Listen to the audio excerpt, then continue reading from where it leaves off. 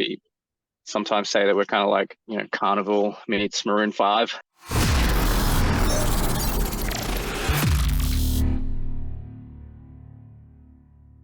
Hey guys, this is Drew from Metal Ruse, and I am here today with Chrispy from the band Osaka Punch. Chrispy, mate, thank you for joining me. How are you doing today? Really well, thanks, Drew. Thanks for having me, man. Yeah, no worries. Thanks for coming on. Now, you guys obviously have a new album coming out on September 4th. Mixed Ape, I believe the album is called. I've already had a listen to it, and I've got to say, when I heard the name Osaka Punch for the first time, I was expecting some kind of weird Japanese energy drink, and I didn't realize that I would get what is essentially the musical equivalent of that. It goes through so many different places. So first of all, I would just want to know, like, why the name? Like, how did you guys come up with that? Actually, that's awesome, man. I've never heard anyone like kind of So it was at the time, I think when we were coming up with names, we were just like spitballing stuff, and we really were always into like kind of play on words and stuff like that. So there was actually, I think we actually appropriated it from like a roller derby name, like someone who was doing roller derby, and the name was Osaka Punch, and we were like, oh my god, that is awesome. So that was kind of where we were at with that. And so it just sort of stuck. And I mean, the amount of times you have to explain it to someone is pretty, like, all the time. Like, people are just like, oh yeah, oh, because some people don't even know that that's a Japanese city, and they're just like, oh, what's the name? What's the name? And I'm just like, so yeah, you do end up explaining it, but the people who get it are like, cool. Yeah, because you Sucker get that punch. kind of I like get it. sucker punch thing. Like, it's got that Exactly. sort of double meaning to it as well. And I mean, the logo with the brass knuckles on top of the torii gates in Japan, fantastic. Having been to Japan Exactly. and just seeing it in that different light myself, it's like, oh yeah, I really dig that. Talk me through, I guess, your sort of musical influences in that way as well, because you guys span so many different genres. It really is kind of a smorgasbord of stuff. It's got something for everybody. So how do you kind of blend that, especially when you have a song that goes from like funk to big band swing halfway through?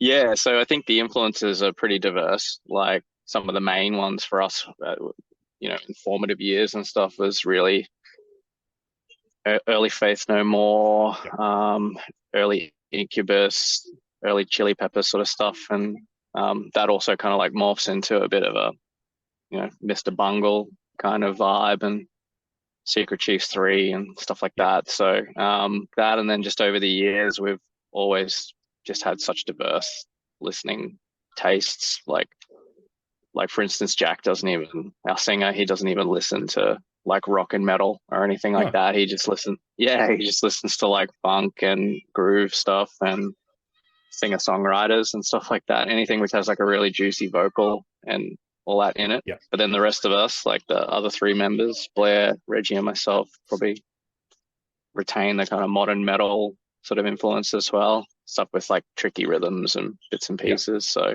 I definitely got that sort of tricky rhythm vibe as well with a track like the closer on the album, Jekyll and Hyde.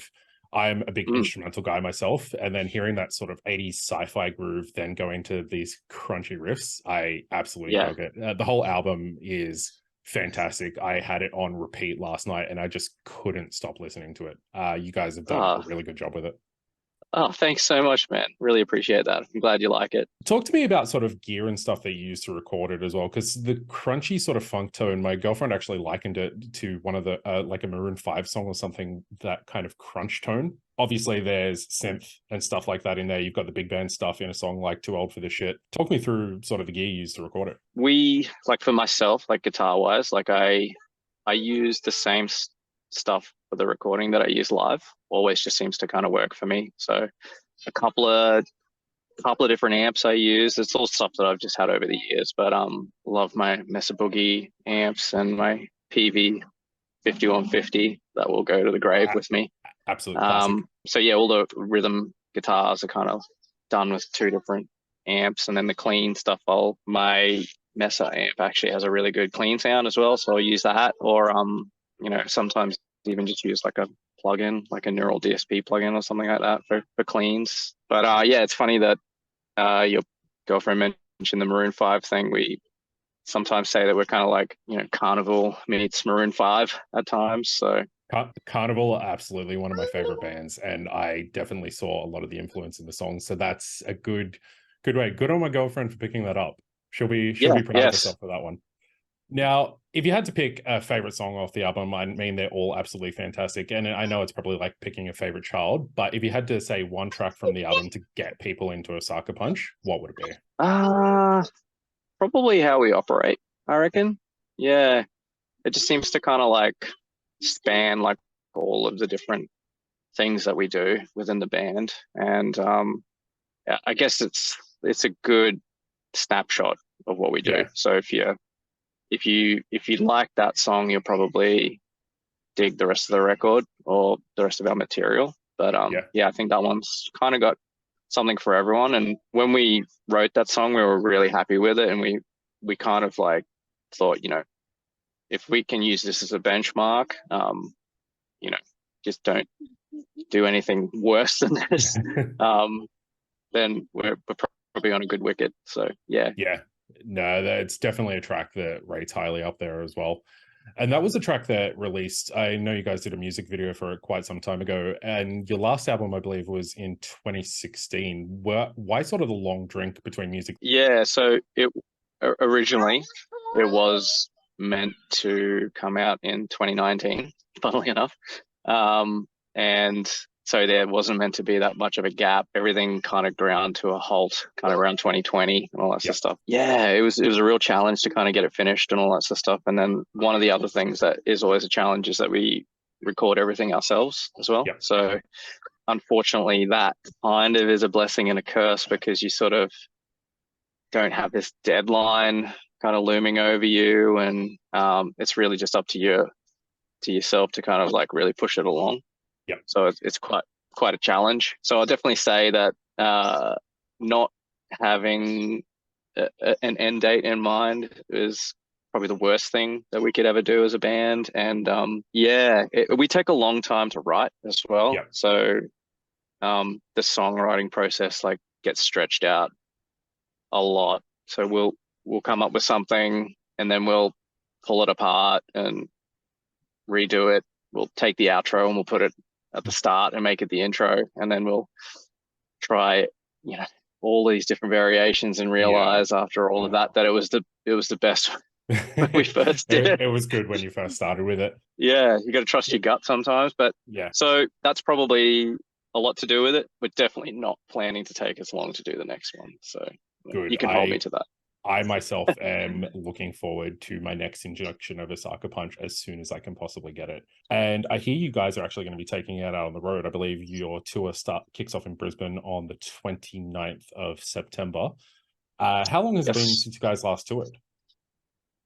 Actually, it was just earlier in the year. Yeah, Okay. so we did a tour, which we hit most places that we usually go to. This one's bigger, this next one, but yeah, it was probably between March and June. I think we did another sort of I'd say national tour, but we didn't get over to kind of Perth or Yeah. anything like that. But yeah, so that was just kind of like getting out on the road again. We've done so many supports over the last few years, which has been really great for us to just get in front of people. It was good for us to go out and kind of, actually play our own headline shows and see if people would actually come to them if it was Yeah. just our show, you know. Yeah. So that was the test, and it actually went really well for us. So we were very happy about it. So yeah. Yeah. And now you guys obviously heading out on a big national tour. What can people expect from an Osaka Punch live show? You're touted on the internet as a wildly entertaining live act. Yeah. So we try to put an insane amount of energy into the shows. So definitely don't just stand there and play, which is good. And we really try and like let our personal kind of characters kind of come out on stage as well. So there's a lot of interplay between the band members and stuff like that. And Jack, our front man, is just a sight to behold. Yeah, really commands the crowd and has banter second to none. Yeah, we just try and really make it a fun time, and it really kind of pays off when like you're staring out into the crowd and everyone's just smiling back at you and kind of enjoying it and having a great time. So yeah, we try and make it infectious and try and just keep it really up and positive.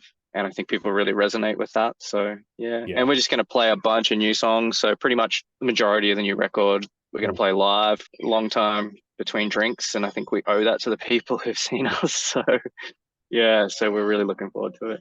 Yeah, I know myself. I am looking forward to getting out there and jamming along with you guys. Yeah, and the songs translate really well live, so we're really happy about that. So yeah, I think it's going to be a pretty amazing live set. I guess then, do you have anything else you want to plug as we wrap it up? Don't obviously want to keep you too long.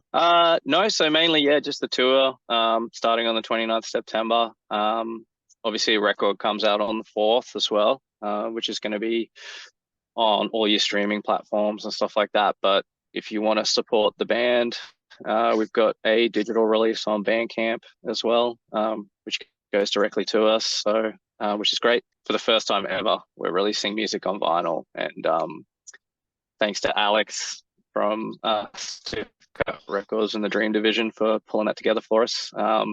Yeah, if anyone wants to support us that way and wants to get a physical, he's doing the physical CDs and insanely beautiful variant of vinyls. If you're listening to this interview and you haven't seen the vinyls, check them out. They are absolutely fantastic looking. Yeah, and we're going to have a tour exclusive as well. So we'll have a couple of copies to take on the road with us as well. So yeah, that'll be awesome. Cool. Yeah. Well, thank you very much, Chrispy. It's been an absolute pleasure talking to you. Of course, the album does come out on September 4th and the tour kicks off on September 29th.